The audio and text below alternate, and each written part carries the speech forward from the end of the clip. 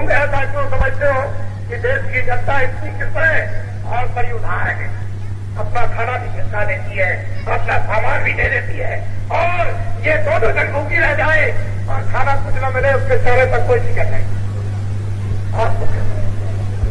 इसलिए सब लोग होश में आ जाओ, ये देश खुल गया है, हीरे जवाहरात सब प्रकट होंगे। ये नेपाल में इतना धन आपने जमा कर दिया, बैंकों में अगर यही बात का 22 करोड़ को छोड़ दीजिए, यही नेपाल तो किनारे पर है, अगर इसी का तुम्हारा जमा किया हुआ जो यहाँ का धन वहां जमा कर दिया वही सब चला है, तो जितना भी विश्व का कर्जा है ये सब में ब्याज के माफ हो जाएगा।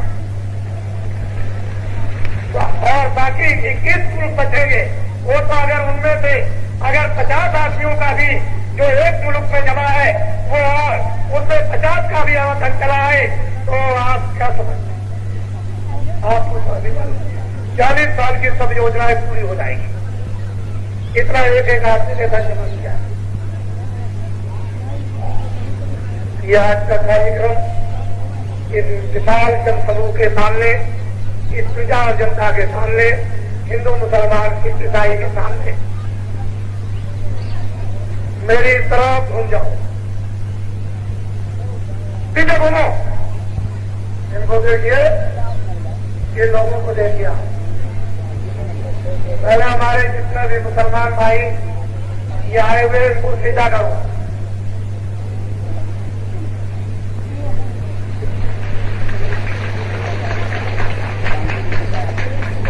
ये मुसलमान भाइयों आपको सीधा कर रहे हैं,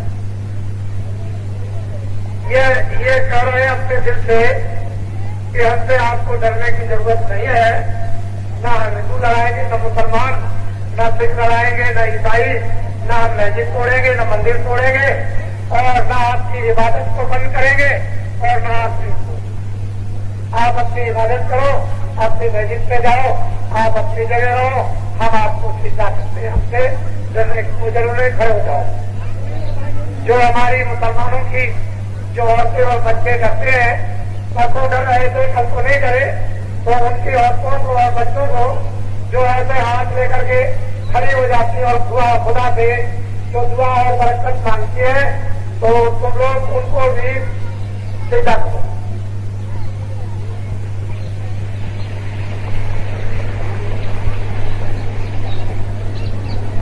ये सिर्फ ये कह रहे हैं कि हमसे आपको डरने की जरूरत नहीं, हम आपकी कोई बेइज्जती नहीं करेंगे। जैसे हमारे घर में बहू बेटी है, वैसे आपकी बहू बेटी, सीधे हो जाओ। हमारे जितने भी ये बैठे हुए हैं सब, ये सिख और हिंदू, इन सबको प्रणाम करो।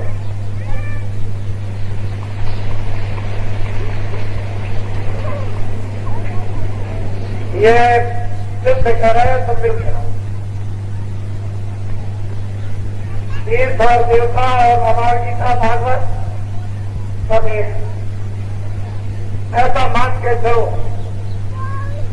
कि सब अपने धर्म पर खड़े हो जाओ, मेरी तरफ घूम जाओ, फिर सामने घूमो। हमारे जो छात्र हैं, विद्यार्थी, उनको भी हाथ प्रणाम करो। आए विद्यार्थियों, ये हृदय से कह रहे हैं कि अपने अपने स्कूलों में विद्या अध्ययन करो। कोई किसी तरह के स्कूलों को बंद मत करो। पूरा समय जो माँ बाप ने आपको विद्या के लिए दिया है और मेहनत और मशक्कत करके आपको पढ़ा रहे हैं, आप इलाहाबाद, गोरखपुर, लखनऊ, दिल्ली जाकर कहीं भी स्कूल को बंद मत करो, किसी तरह का भी पूरी विद्या अध्ययन करो। ये दिल से कह रहे हैं, वो समय वक्त आएगा कि हिंदुस्तान के सब विद्यार्थियों को नौकरी और काम मिलेगा। सीधे हो जाओ और हमारी तरफ घूमो, फिर सामने घूम जाओ। ये हमारे छोटे और बड़े कर्मचारी जो बेचारे सड़कों पर दौड़ते हैं, इधर उधर घूमते हैं, ये अपनी ड्यूटी देते हैं हर तरह से, और बड़ी दूर से लखनऊ, दिल्ली और यहाँ बहराइच आसपास के बहुत से लोग आए हुए हैं। आप इनके लिए आभार प्रकट करो कि आपने उपयुक्त है और कुछ जो आपने योगदान दिया है, हम आपको सबको प्रणाम करते हैं।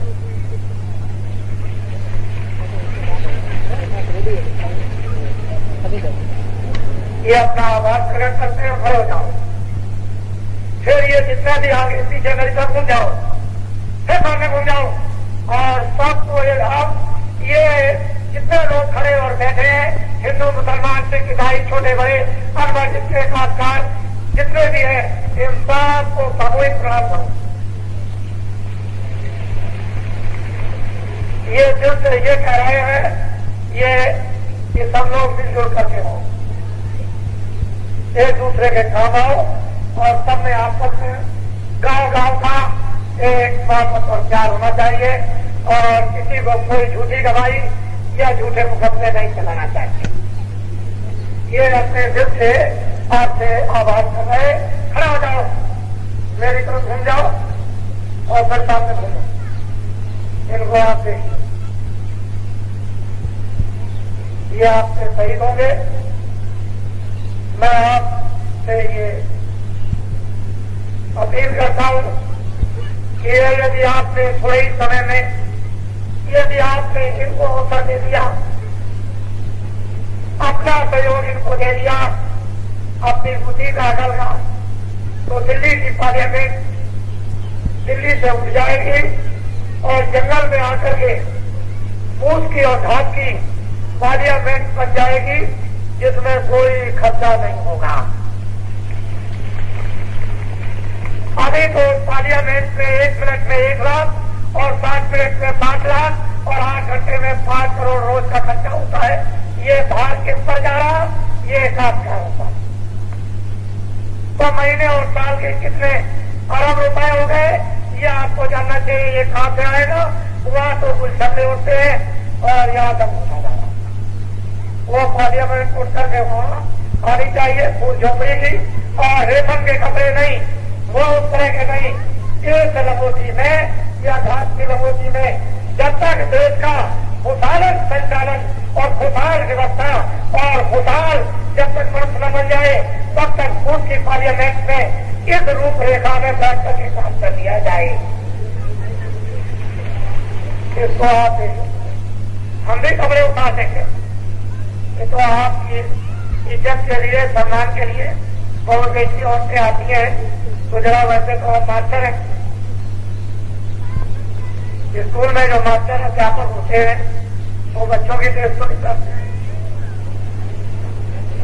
अरे भाई इंजीनियर हो जाता है तो मजदूरों के कपड़े तो नहीं पहनता, तो जानना चाहिए। तो मुझे ऐसे समझ लीजिए थोड़ी देर के, वैसे तो मैं भी इसमें मिल जाऊंगा, पहले तो मैं भी ऐसे ही रहता था। मुझे इसमें जाने में क्या मिलता है? 2 मिनट का भी काम नहीं, धोती उतारी फेंका भी फेंका होगा। मुझे समझता मैं भी तो लंगोटी पहन, मैं भी नीचे लंगोटी पहन, कोई चलती मेरी तरफ घूम जाओ, फिर सामने घूम जाओ, इनको देख लीजिए, मेरी तरफ घूमो। ये जो आप जिस प्रतिनिधि है इनको प्रणाम करो।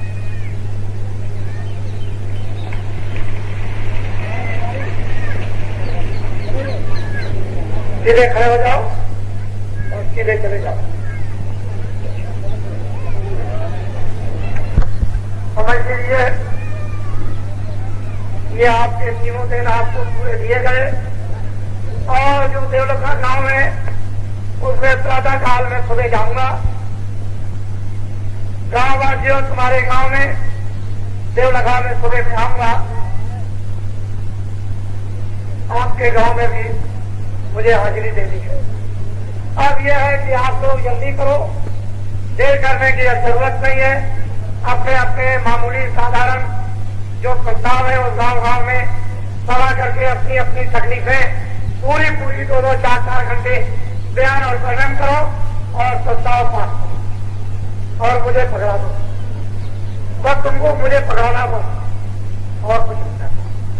फिर मैं तुम्हारे प्रस्ताव को क्या करूंगा वो तो आप मेरे ऊपर छोड़ दीजिए, लेकिन प्रस्ताव तुमको पास करके मुझे देना पड़ेगा। सब लोग जल्दी जाओ बच्चों। अब ये बताओ, अपने कुछ बुरा तो नहीं कहा? नहीं। वो लोग जितने भी हमारे आए हुए हिंदू मुसलमान सिख ईसाई कुछ बुरा तो नहीं कहा? नहीं। ये बताइए हमने किसी की कोई आलोचना तो नहीं की है? वैसे मेरी बात किसी की समझ में ना आए उसके लिए तो क्षमा यात्रा आने से बात करें। अब भी बात से आगे बोलो जय गुरुदेव, जय गुरुदेव, जय गुरुदेव, जय गुरुदेव, जय गुरुदेव, जय गुरुदेव। आप सब लोग मेरे साथ जाएंगे नहीं, मेरे ही साथ खड़े होते हैं।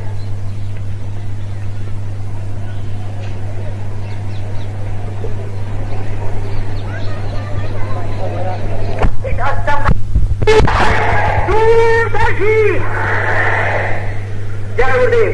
अब मैं श्री संत राम जी से अध्यक्ष उत्तर प्रदेश से निवेदन करूंगा कि वह आभार प्रदर्शन अपना प्रस्तुत करें।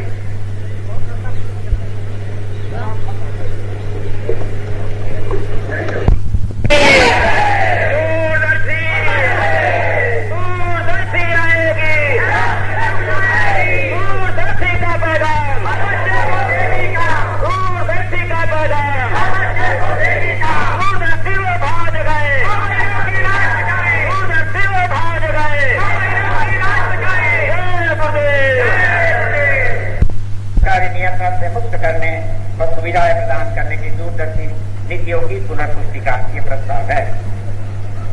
प्रस्ताव इस प्रकार है। दूरदर्शी अपनी पूर्व घोषित नीतियों की पुष्टि करते हुए ये प्रस्ताव पारित करती है कि देश में किसी भी काली पूंजी सेठ साहूकारों, व्यापारियों अथवा उद्योगपतियों या कर्मचारी अधिकारियों के पास है उसकी कोई तलाशी नहीं ली जाएगी, नहीं उस पर कोई जुर्म अपराध लगाया जाएगा और नहीं उस पर किसी प्रकार का टैक्स लिया जाएगा। संपूर्ण काला धन 100 वर्षों के लिए कानून बनाकर सफेद कर दिया जाएगा। लाइसेंस से उत्पन्न होने वाली दिक्कतों के ध्यान में रखते हुए यह भी पुष्टि की जाती है कि लाइसेंस प्रणाली को खत्म कर दिया जाएगा। अस्त्र शस्त्र व घर का उत्पादन करने वाले कारखानों पर सरकारी नियंत्रण होगा। शेष सभी कारखानों को सरकारी नियंत्रण से मुक्त कर दिया जाएगा। कारखाना लगाने व बेचने का स्वतंत्र अधिकार होगा। 1 लाख आमदनी पर मात्र 1000 इंक्रीमेंट टैक्स देना पड़ेगा। यह सभी काम दूरदर्शी 3 महीने में पूरा करने का वायदा करती है। बशर्ते सेठ साहूकार, व्यापारी, उद्योगपति एक बार मिलकर दूरदर्शी का साथ दे दें। यह प्रस्ताव आप मंजूर करते हैं?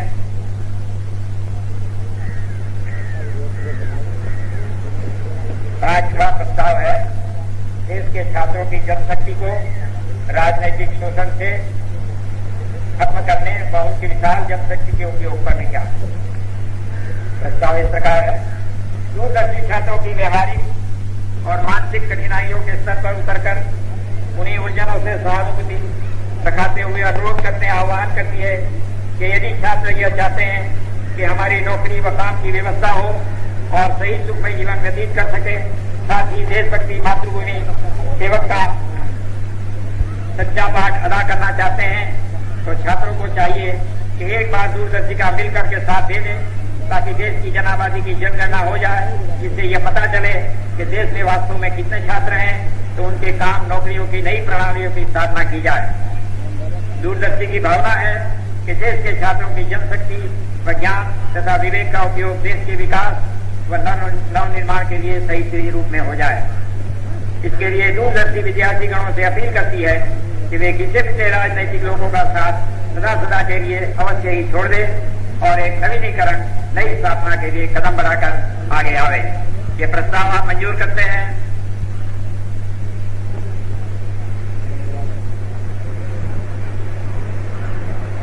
छठा प्रस्ताव है देश के सभी वर्गों व संप्रदायों को स्वार्थी राजनीति से सावधान करने तथा परस्पर प्रेम व सहयोग की भावना लाने पर दूरदर्शी का विचार के बारे में। दूरदर्शी सभी संप्रदाय और जातीय वर्गों को अपना संदेश देती है और आगाह करती है कि वर्तमान के लड़ाने वाले राजनीतिज्ञों से सावधान रहें और राष्ट्र की संपत्ति का नुकसान कराकर जान माल की भी हानि करवा रहे हैं।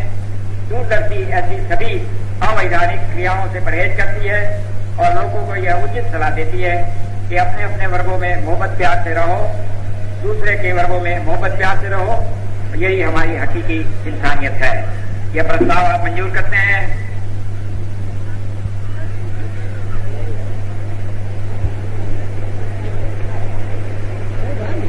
सातवां प्रस्ताव, देश में व्याप्त सूखा व बाढ़ की दैवीय आपदाओं पर विचार एवं सहानुभूति। यह सर्वविदित है कि इस समय सारे देश में भीषण सूखा व बाढ़ से बहुत से प्रदेशों में अकाल की स्थिति पैदा हो गई है। पशुओं के चारे की भी गंभीर समस्या है।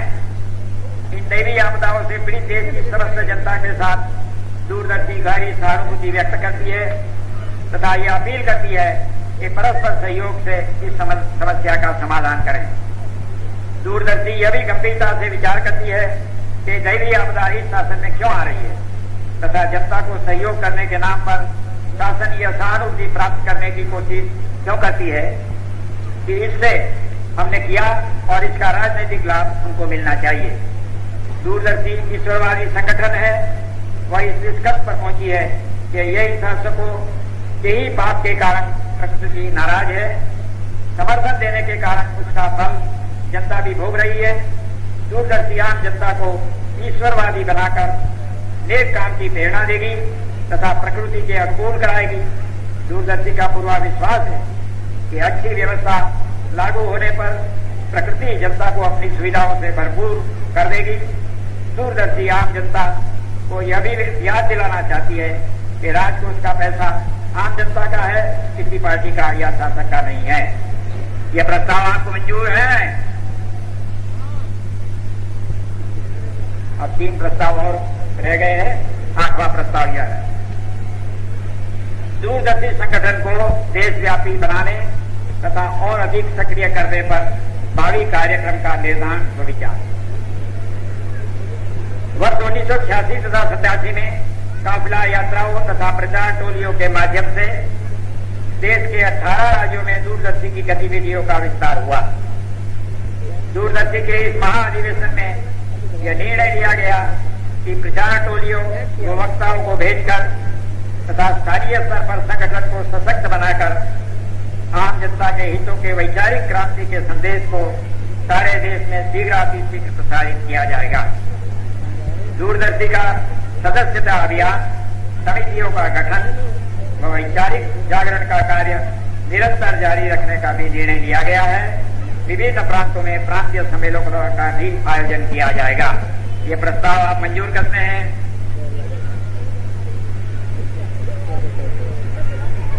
9वां प्रस्ताव है, भूमि जोतक खेतिहर काश्तकार संगठन के सम्मेलन द्वारा पारित प्रस्ताव व परम पूज्य बाबा जय गुरुदेव जी महाराज को प्रस्तुत किए जाने पर काश्तकारों की समस्या के समाधान के संबंध में दूरदर्शी की प्रतिज्ञा। यह एक ऐतिहासिक अवसर है जबकि दूरदर्शी के राष्ट्रीय महाधिवेशन के अवसर पर देश के खेतिहरों ने एक सम्मेलन के माध्यम से अपनी समस्याओं पर विचार विमर्श करके प्रस्तावित पारित किया। परम पूज्य बाबा जय गुरुदेव जी महाराज को भूमि जोतक खेतिहर काश्तकार संगठन ने अपना प्रस्ताव प्रस्तुत किया, जिसको परम पूज्य बाबा जय गुरुदेव जी महाराज ने दूरदर्शी की आम सभा में शिरोधार्य करते हुए सातधारी लंगोटीधारियों से आम जनता के समक्ष यह प्रतिज्ञा कराया कि सारे देश के काश्तकारों का समस्त सरकारी कर्जा मैं ब्याज के माफ कर देंगे। दूरदर्शी अपने इस महाअधिवेशन में देश के समस्त काश्तकारों से वादा करती है कि जिस समय देश के काश्तकार साथ देकर दूरदर्शी की व्यवस्था स्थापित कर देंगे, मात्र 3 महीने के अंदर देश के समस्त काश्तकारों का ट्रैक्टर, ट्यूबवेल, कुआं, नाली, बेल, हल यंत्र, गाय, बैल, भैंस, घोड़ा, ऊंट, बकरी, खाद, बीज, दवाएं, गोबर गैस आदि आदि का समस्त का सरकारी कर्जा मैं ब्याज के माफ कर देंगे और देश के काश्तकारों को कर्जे के बोझ से मुक्त कर देगी। यह प्रस्ताव आप मंजूर करते हैं? ये आखिरी वाला 10वां प्रस्ताव यह समाचार पत्रों द्वारा जनमत के समाचारों की उपेक्षा तथा अखबारों पर सरकारी प्रताड़ना के संबंध में विचार किया गया।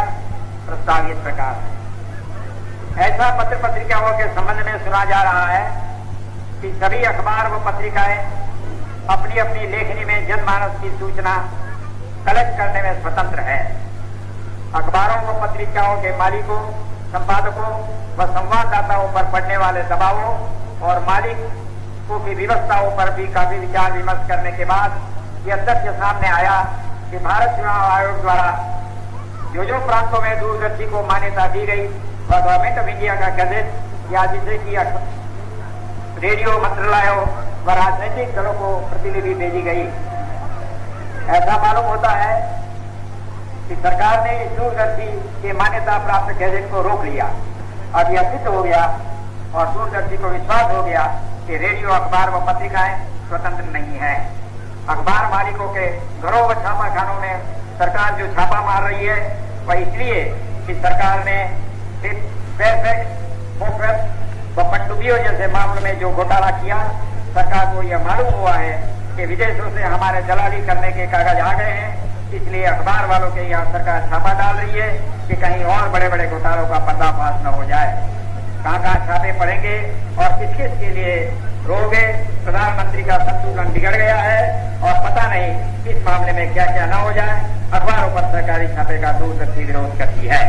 जय गुरुदेव। इस प्रस्ताव को आप मंजूर करते हैं?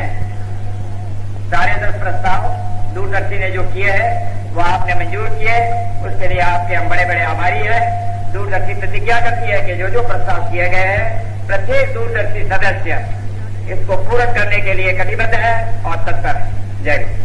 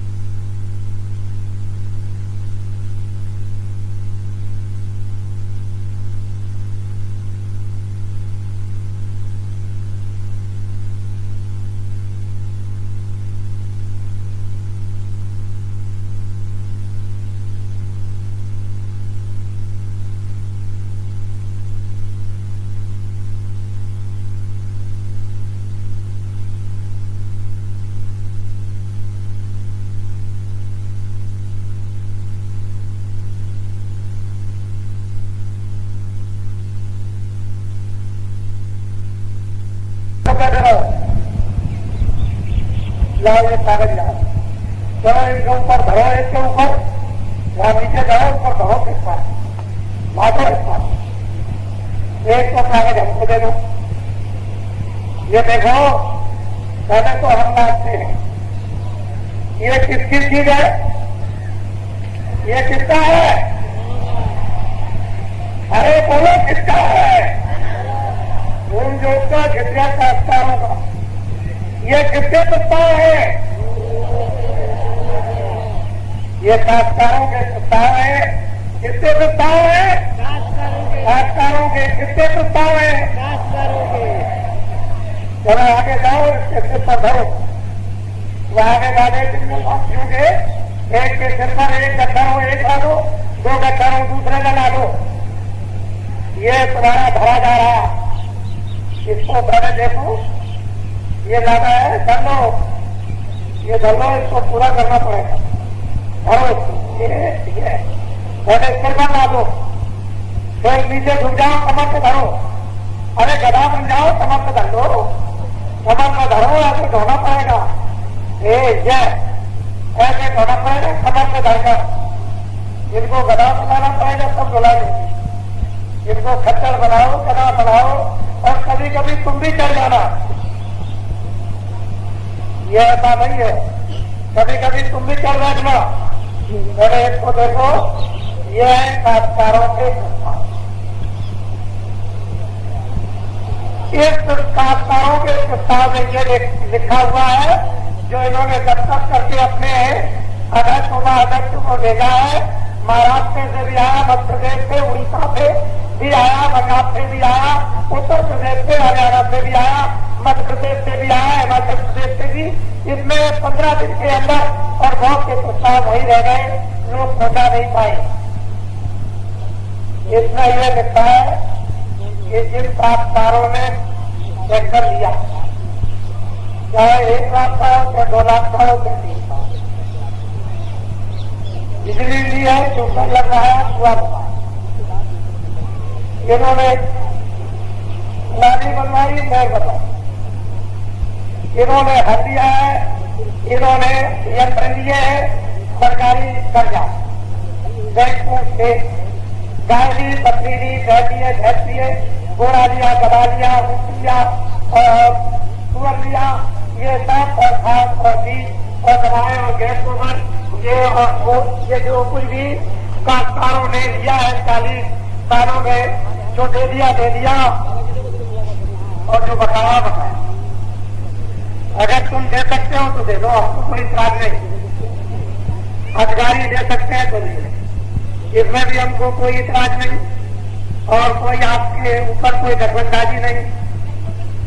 हम तो काश्तकार संगठन से ये कहेंगे, जो इसकी आधारशिला 10 तारीख को 10 सितंबर को जो रखी गई इस मैदान में, उनसे ये कहेंगे कि अगर आप इनका साथ दे दो, जो ये जंगलवासी लंगोटी लगाकर खड़े हुए हैं, तो इनकी तरफ से और तुम्हारी तरफ से हम ये प्रतिज्ञा वादा करते हैं, कौन करते हैं, खुदा को, परमात्मा को हाजिर नाजिर समझकर और मानकर, यकीन कर और विश्वास करते हम ये वादा और प्रतिज्ञा करते हैं कि हिंदुस्तान के काश्तकारों का सरकारी जितना भी कर्जा 40 सालों का इन काश्तकारों पर लगा हुआ होगा, वो सारा का सारा 40 सालों का कर्जा काश्तकारों का ले ब्याज के माफ करवा दिया जाएगा।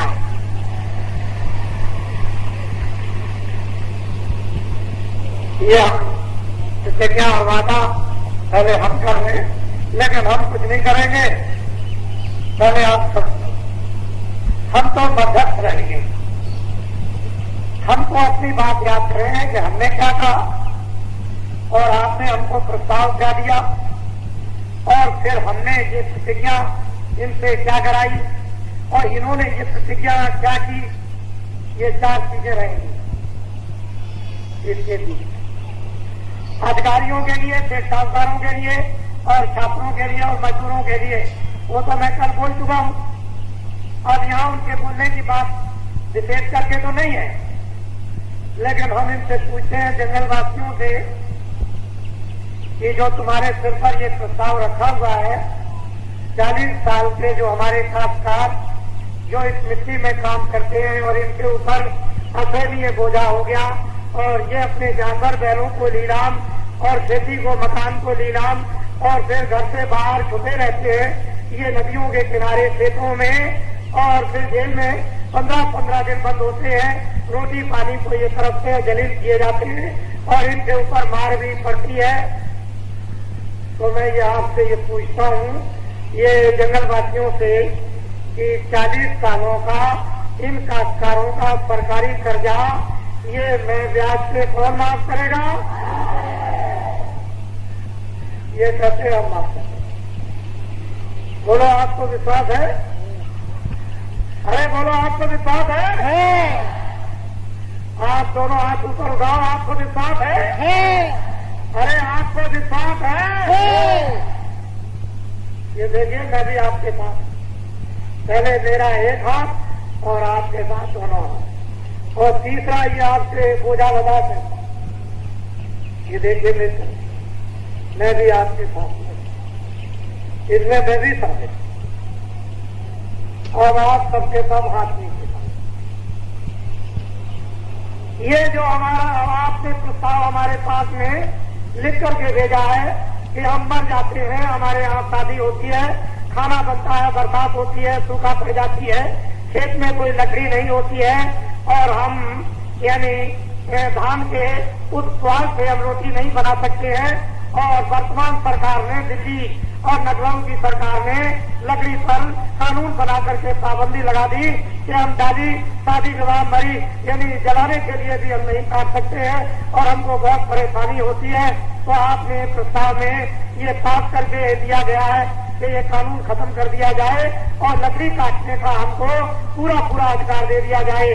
तो ये काश्तकारों का लकड़ी का न काटने का और लकड़ी कानून ये जो बना दिया गया कि कोई काश्तकार लकड़ी पेड़ से नहीं काट सकता है रोटी के लिए, जलाने के लिए, ब्याह शादी के लिए। तो ये लंगोटी बात, इस कानून को क्या करोगे? ये कहते हैं हम खत्म कर देंगे। बोलो आप लोग यकीन करते हो कि खत्म कर देंगे? आपको हम भी इसके साथ, हमको भी विश्वास है कि खत्म कर देंगे, हमको भी पूरा विश्वास है ये खत्म कर देंगे, और आपको तो विश्वास है। अब जब पूरा आपको अधिकार मिल जाएगा लकड़ी काटने का, तो हम ये अपील करेंगे कि अगर आप 2-4 डाले काटो तो अपने खेतों की मेड़ पर 4, 5, 6 पेड़ लगा दो। बोलो लगाओगे? चाहे जिसके लगाओ तो इसको लकड़ी भी मत, लेकिन ऐसे पेड़ लगाओ कि लकड़ी भी मिल जाए, और कुछ फल फूल भी, कुछ जामुन है, कुछ आम है, कुछ ये है, कुछ खाने पीने वाले भी। कभी सूखा पड़ जाए, कभी कोई घटना हो जाए तो फलों कभी खाने को आम, कभी जामुन को मिल जाए, बीमारी दूर करने को, छिड़का रखने को, क्योंकि बड़े बड़े रोग हो जाते हैं और जामुन के छिलके से बीमारी दूर हो जाती है। तो ऐसी चीज लगाओ कि जिससे आपका रोग भी दूर हो जाए। अच्छा, हाथ से एक बात तो ये हो गई। दूसरी बात यह है, एक प्रस्ताव और मेरे पास में आया कि ये बेचारे चकबंदी से बड़े परेशान हैं। घर की जमीन, जंगल की जमीन, अच्छी जमीन, वो जमीन पहाड़ी जमीन है, शायद को बदल दिया, उसको बदल दिया, और जो चकबंदी की जाती है उसका पूरा पूरा खर्चा वहाँ के काश्तकारों को देना पड़ता है। बोलो आपको देना पड़ता है? तो पूरा खर्चा चकबंदी का देना पड़ता है? अच्छा, मेहरबंदी का भी देना पड़ता है? ये हमको अभी पता चला। अच्छा, ठहर जाइए, हाथ नीचे कीजिए। ये जो चकबंदी का कानून बना हुआ है, इसकी व्यवस्था ग्रस्त है। इस कानून को चकबंदी के खत्म करके ऐसी चकबंदी का फुटबॉल यानी आपके सामने कानून और व्यवस्था ला दी जाएगी कि उसमें किसी काश्तकार को कोई परेशानी नहीं होगी और किसी को कोई तकलीफें नहीं देने पड़ेंगे। इसको क्या कहते हैं? ये क्या है? सके ये नहीं देने। अधिकारियों का इतना मॉरल, इतना स्टैंडर्ड और इतना ऊंचा स्थान हो जाएगा कि तुम उनकी ऐसे पूजा करोगे जैसे देवता की, और वो तुमको इतना मानेंगे, उसी से तो वो सरकार का कुछ पाएंगे। तो और जो आपने ये कहा है कि बड़ी तकलीफ होती है, बड़ी परेशानी होती है, तो ये पहले तो कानून खत्म कर दिया जाएगा, और ये जो व्यवस्था चकबंदी की जो लागू वर्तमान में, इसको खत्म करके ऐसी व्यवस्था ला दी जाएगी जो आपको सूत्र में मालूम नहीं है। और हम ये चाहते हैं कि चकबंदी भी हो गई, और बहुत अभी पिछले दिनों में कहा था कि 10 गुना दे दो तो आपके नाम करा दी जाएगी जमीन, तो 10 गुना भी ले लिया, फिर 20 गुना भी। अब पता नहीं कि 40 गुना ले रहे हैं कि 100 गुना। यानी आपका कोई वसूल है कि 10 वर्ष के लिए कि 40 वर्ष के लिए आपने जो प्रतिज्ञा की थी उसको तो तोड़ दिया। अब ये बात यह है कि चकबंदी जब कभी भी होगी 40 सालों में होगी। बोलो चकबंदी अगर की जाए नए संविधान के अनुसार, नई व्यवस्था के अनुसार, तो आप लोग 40 सालों में चाहते हो कि 10 सालों में? 40 साल में। तो आप मेरे सामने ये प्रस्ताव अपने हाथ से पास कर दो कि मैं 40 साल में चाहता हूँ चकबंदी। जय गुरुदेव। ये मैं भी प्रस्ताव आपके साथ पास करता हूँ कि मैं 40 साल में चाहता हूँ। ये सही व्यवस्था। आप हाथ नीचे कीजिए। ऐसा संविधान का संशोधन कर दिया जाए कि जो जमीनें इन काश्तकारों की ली जाती है तो उसी रेट पर ली जाएगी जो जमीन काश्तकार की जंगल में बिकती होगी। बोलो जिस रेट से तुम्हारी जंगल में जमीन बिकती है, जिस रेट से, और सरकार आपको मामूली पैसे लगा करके एक्वायर कर लेती है, तो आप अपने रेट से चाहते हो कि सरकार के रेट से? बस तो ये प्रस्ताव मेरे सामने पास कर दो, जो उस समय किसानों का जंगल में खेतों का जो रेट होगा वो हमको दिया जाए, हमारी जमीन दे दी जाए। हम भी इस प्रस्ताव को पास करते हैं।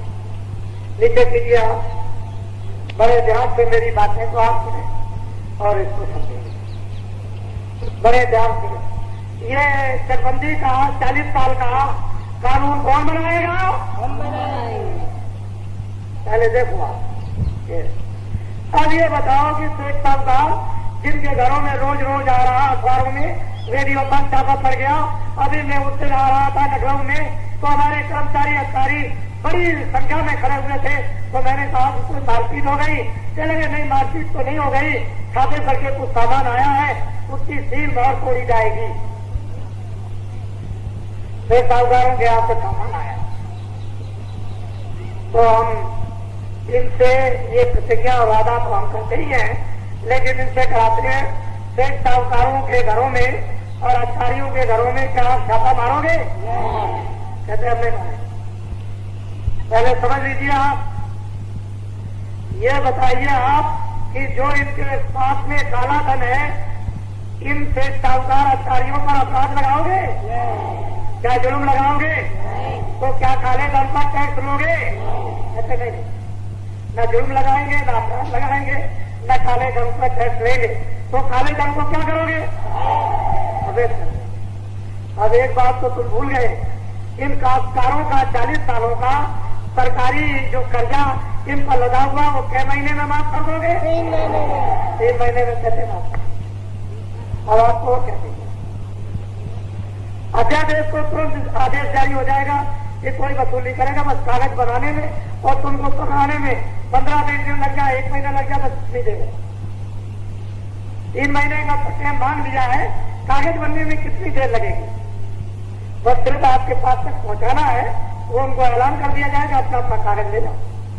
मोहर लगा हुआ कागज और ये उसमें लिखा रहेगा कि आज की तारीख पर 40 सालों का कोई भी किसी तरह का सरकारी खर्चा तुम्हारे ऊपर में नहीं रहा। अच्छा ये बताओ आप, ये बेचारे बड़े परेशान हैं, इनको लाइसेंस लेना पड़ता है, 5-5 लाख शेख साहूकार उद्योगपतियों को दबा करके इनको रिश्वत देनी पड़ती है। ये बड़े परेशान होते हैं, कारखाने बंद, दुकानें बंद, घर बंद होता है, फिर तलाशी ली जाती है, जेल में पहुंचाया जाता है। तो इनके जो लाइसेंस जो लेते हैं दुकान और सामान और कारखानों को लगाने और बेचने के लिए, तो इन लाइसेंसों को क्या करोगे? कहते हैं हम सब खत्म कर देंगे। अब आपको और क्या झगड़ा चाहिए? इसमें तो कोई झगड़ा नहीं। फिर मैं आपकी तरफ से वादा करता हूँ कि आपको अधिकार दे दिया जाएगा, यानी स्वतंत्र कारखाना लगाने का। कोई सरकारी बंधन होगा ही नहीं, आप खुद कारखाना लगाइए, खूब उत्पादन कीजिए जो चाहे। लेकिन हाँ ये जरूर है कि कभी आपने स्वप्न में, ख्वाब में भी ये ख्याल नहीं किया होगा कि हिंदुस्तान में उत्पादन कर इतना कम से कम लगेगा कि हिंदुस्तान के विद्वानों का होश हो जाएगा। इतना कम उत्पादन होता है। बढ़ने की बात तो खत्म कीजिए, ये बढ़ना नाम किसका? उत्पादन कर इतना कम से कम जो तुमने कभी सपने में भी ये ख्याल नहीं किया होगा। अरे ऐसा भी कभी हो सकता है कि इस मिट्टी को तो झाड़ करके हम रोज यानी साल उस कटे में फेंक देते हैं। इतना ऐसा उत्पादन है।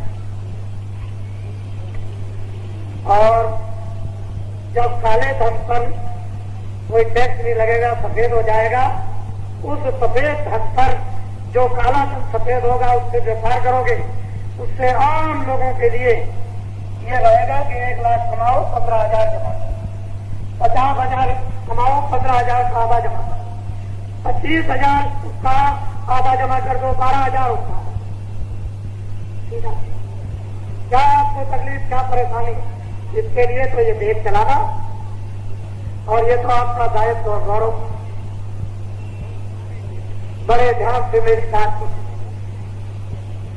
अधिकारियों और कर्मचारियों के लिए जो इन पर मुसीबत और संकट है और इनको बदनाम किया जा रहा है, इनकी तकलीफों को दूर करने के लिए जाओ, वो बोझा उठा जाओ। वहां एक आदमी जाओ, बोझा उठा जाओ, सीधे हो जाओ, सीधे। हम तो भूल गए, तुम्हारी कीमत टेढ़ी हो गई होगी। खैर कोई बात नहीं, इनके लिए तो परिश्रम करना ही पड़ेगा, कोई असर नहीं है। ये हमारे आशा लगा करके कर्मचारी, अधिकारी, छोटे बड़े, अध्यापक ये तमाम खड़े हुए हैं। ये सोचते हैं कि बाबा जी ने हमारे लिए तो कुछ कहा नहीं।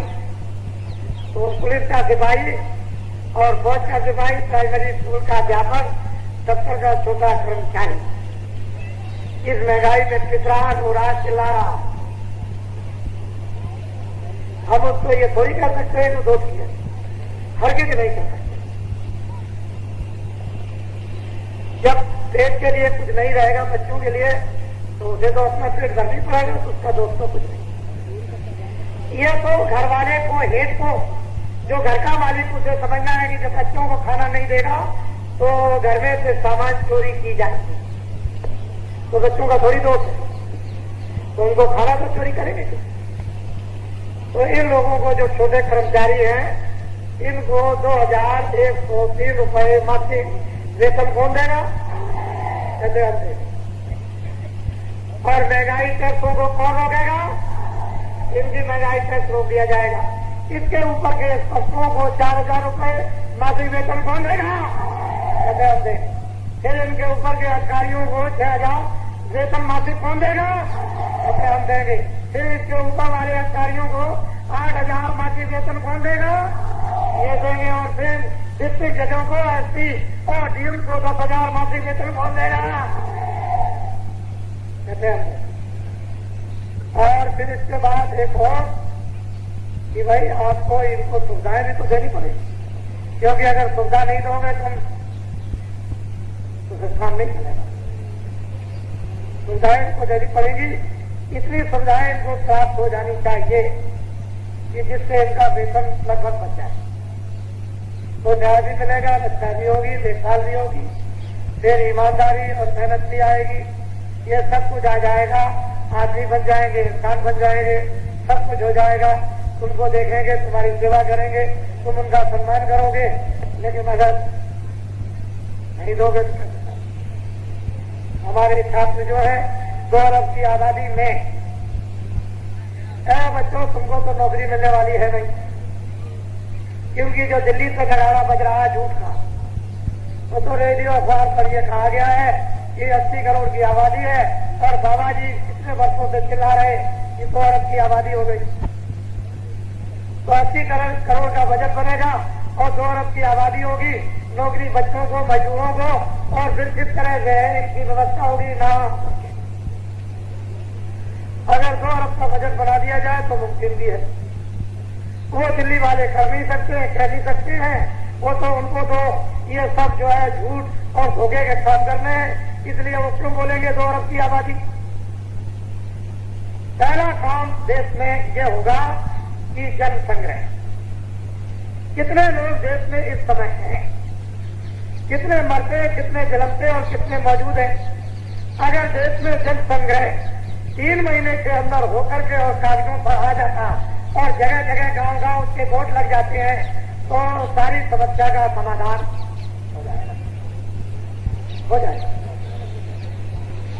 तुम विद्यार्थियों, छात्रों, ये सोचो कि जब काली पूंजी, काला धन बिना अपराध और बिना जुर्म और बिना टैक्स सबका सब एक तरफ से सफेद कर दिया जाए, लहसुन खत्म करके इनको शेख साहूकारों को, अन्य लोगों को पूरा छोटा बड़ा कारखाना लगाने का अधिकार दे दिया जाए, तो आदमियों की जरूरत तो पड़ेगी ही, क्योंकि वो पूंजी एकदम आ जाएगी, एकदम बाहर आएगी। जो जमीन में सोना, चांदी, हीरे जवाहरात, ये कोई व्यापारी और शेख साहूकार रखने वाला तो नहीं, पूंजी को बाहर जाएगा। एकदम पूंजी खुलकर निर्भर होकर के बाहर आ जाएगी, तो आदमियों की जरूरत पड़ेगी, बच्चों की जरूरत, मजदूरों की जरूरत, पढ़े लिखों की जरूरत, कामगारों की, होनहारों की और विज्ञानों की जरूरत जब पड़ेगी तो इनकी तिथियां किससे आ जाएगी? स्कूलों में, मिडिल में, इंटरमीडिएट में, ये आपके ये डिग्री कॉलेज, ये यूनिवर्सिटियों में इनके पोस्टकार्ड कितने पड़े रहेंगे। जल्दी जल्दी डिग्री लो और आ जाओ। एक भी छात्र कोई भी बेकार डिग्री लेकर घूमता हुआ ये कहता हुआ नजर नहीं आएगा कि हमारे पास डिग्री, हमको काम या नौकरी नहीं मिली। सारे हिंदुस्तान के छात्रों को काम और नौकरी सबको मिल जाएगी।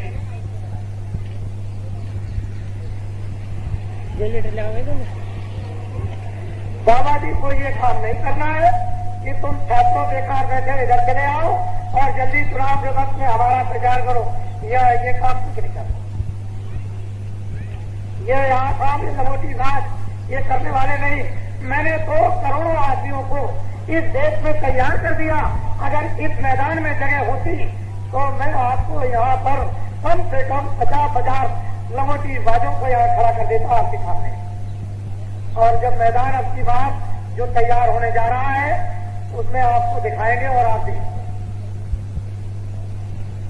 उसमें ये दूरदर्शी कार्ड वालों का परिश्रम, ये योगदान इन काश्तकारों के था और ये काश्तकारों का इतिहास, ये घूम जाता इतिहास, ये काश्तकारों के संगठन का ये जो अधिवेशन जो होने जा रहा, जो आगे इनके काम था 5 और 6 नवंबर 1987 हरदोई में कहाँ होने जा रहा? हरदोई में। किन तारीखों में?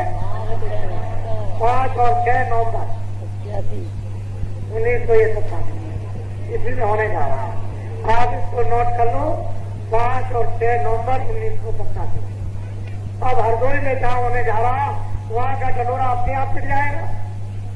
वो तो वहाँ जर्दा रोड पर है, पूछ रहे हैं भाई कहाँ पर हो रहा? लगे सीधे चले जाओ, वो पेपरगंज, उसके आगे इतने किलोमीटर पर देवलखा गांव है, वहाँ हुआ।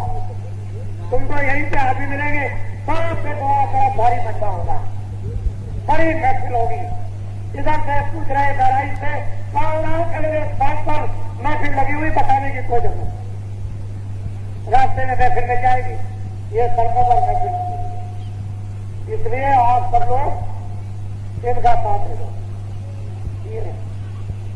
जितने भी काश्तकार हिंदुस्तान के हिंदू, मुसलमान, सिख, ईसाई सब लोग एक बार जिस तरह से आजादी के वक्त में हिंदू, मुसलमान और हिंदुस्तान के काश्तकारों ने एक देश को आजाद करने के लिए इन्होंने अपना पूरा योगदान दे दिया, इसी तरह से एक बार बाबा जी की अपील पर और प्रार्थना पर एक बार इन लंगोटी बाजों को अपना योगदान दे दो। ये हमारी अपनी प्रार्थना है।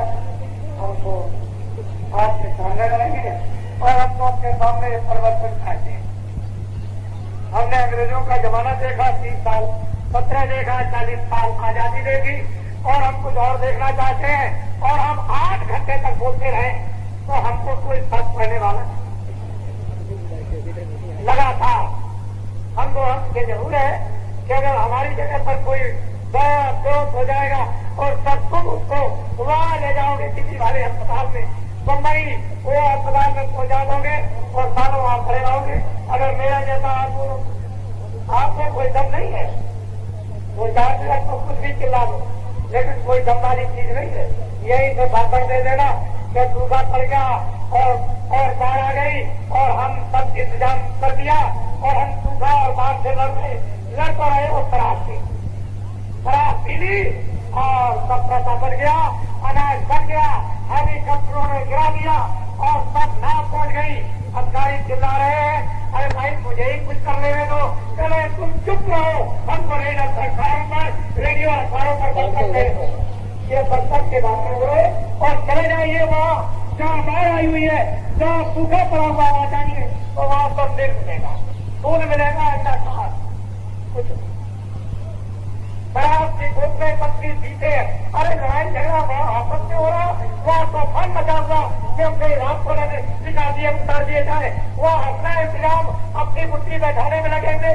ये 2-8-10 प्रकार के पहले के लिखे हुए वहाँ रेडियो पर रखे हुए अखबारों के यहाँ और उनको ये निर्देश दे दिया गया कि यही मेरी तरफ से बोल देना कि फलाना बोला गृह मंत्री, प्रधानमंत्री और मुख्यमंत्री और ये मंत्री और वो मंत्री उनकी तरफ से बोल दिया। उनको बोलने की फुर्सत कहाँ, उनको खुशी में जाना है, फुर्सत है, रात को जा रहे, सुबह जा रहे, 20 विधायक टूट रहे, 20 एमपी टूट रहे, आपस में झगड़ा हो रहा, ये भ्रष्टाचारी वो भ्रष्टाचारी, इससे ज्यादा ले लिया और तूने कब ले लिया और तूने जमीन ज्यादा दी, तूने सोना और तूने ज्यादा जला ली और रिश्वत खाई और तूने इतनी खाई और तू भी भ्रष्टाचारी, तू भी रात सोई और तू भी गद्दार, वह आपसी में बचा हुआ है और वो लोग उसी पार्टी में अभी मौजूद है। जो निकाले गए उसको तो छोड़ दीजिए, लेकिन जो अभी उसी में बैठे हुए और कहते हैं अगर तुमने कह दिया तो निकाल दिया जाएगा। आज एमएलए एमपीओ अगर तुमने जरा भी खानदानियत हो, एमपीओ मिनिस्टरों तुमने जरा भी खानदानियत हो और इस सत्ता के लिए जरा भी रहम और दर्द इनके दुखों के लिए हो तो तुमको उसी दिन, उस 27 के दिन जब प्रधानमंत्री ने कहा कि हमारा पूरा का पूरा शासन खेत है, उसी दिन उनको इस्तीफा दे देना चाहिए। क्या ये वो इस्तीफा और हम जनता के बीच में जाते हैं, जो कुछ हमने गलतियां की है हम जनता से वापस मांगेंगे और हम जब भ्रष्टाचार खुल गया तो तुमको इस्तीफा दे देना चाहिए। तो 500 रुपए के उसके लिए कि हमको पैसे मिल जाएगी, ऐसे पैसे पर तुम टट्टियों पे माफ कर दो और इस्तीफा देकर इस जनता के सामने चले आओ और अगर तुमने सच्चाई बनती है तो ये जनता तुमको 1000 पेंशन देगी, 500 रुपए छोड़ दो 1000 पेंशन तुमको देगी तुम्हारी ईमानदारी और सच्चाई पर और तुम चोरों का साथ देते हो, जनता का साथ छोड़ दिया तो अब की देश में तुमको फर्क नहीं आएगा। तब क्या कहोगे फिर क्या कहोगे जब जनता समझेगी चोरों का साथ करते हैं, इसका साथ देते हैं। इन्होंने तुमको वोट दिया है, तुमको दिल्ली लखनऊ पहुंचाया और अब तुम जरूर गुलाम करते हो और चोरों का साथ देते हो और चोरी को छुपाते हो और पैसों को छुपाते हो और जनता का साथ छोड़ दिया। इसलिए जनता आपकी समझ देगी, असली अच्छा है कि फौरन इस्तीफा दो और वापस आ जाओ।